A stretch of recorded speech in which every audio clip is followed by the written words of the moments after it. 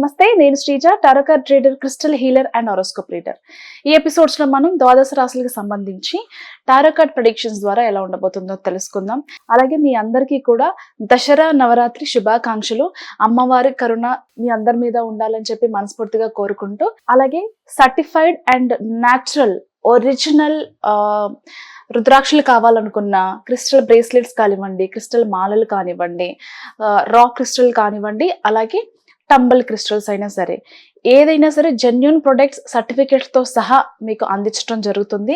ఎవరికైనా రిక్వైర్మెంట్ ఉంటే గనక స్క్రీన్ మీద కనిపిస్తున్న నెంబర్స్కి కాల్ చేసి రిజిస్ట్రేషన్ చేసుకోవచ్చు.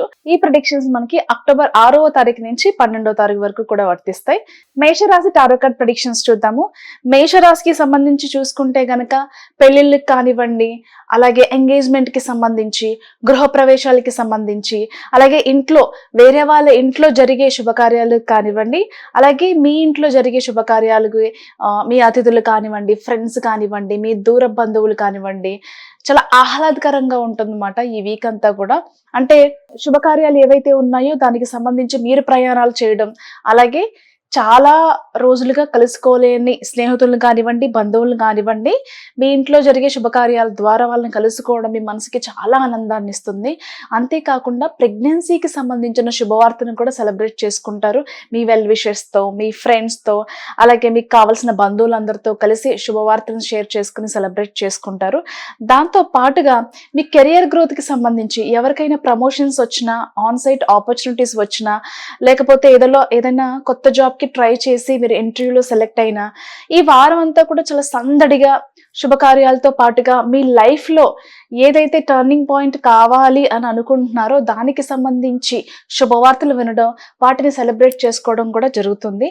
అంతేకాకుండా ఏదైతే స్పిరిచువల్ గ్రోత్ మీ లైఫ్లో కావాలనుకుంటున్నారో, స్పిరిచువాలిటీకి సంబంధించిన విషయాలు తెలుసుకోవాలి, దానికి సంబంధించి సాధన ప్రాక్టీస్ చేయాలి, వాటికి సంబంధించి గురువులు ఎవరైతే ఉన్నారో వాళ్ళని కలుసుకోవాలి, అలాగే చాలా పురాతనమైన ఆలయాన్ని సందర్శించాలని అనుకోవడం కానివ్వండి, మీకు దగ్గరలో ఉన్న దూరంలో ఉన్నా సరే కొన్ని పర్టికులర్గా ఈ టెంపుల్కి వెళ్ళాలి, ఎప్పటి నుంచో వెళ్ళాలి అని అనుకుంటున్నాను కానీ వెళ్ళట్లేదు, కొన్ని మొక్కులు ఉన్నాయి తీర్చుకోలేకపోతున్నాను అనే విషయాలు కానివ్వండి, సరే ఈ వీక్ లో ఖచ్చితంగా అవి తీర్చే ప్రయత్నం చేస్తారు.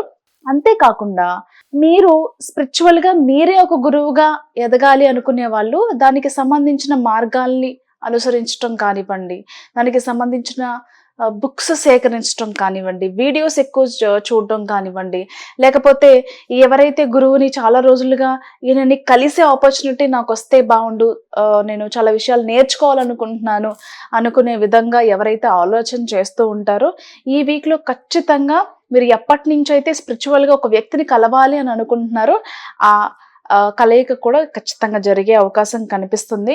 బట్ ఎమోషనల్గా బ్యాలెన్స్డ్గా ఉండండి. ఒక్కొక్కసారి మీరు చేసే పనుల మీద మీకే నమ్మకం లేకుండా ప్రయత్నిస్తూ ఉంటారు.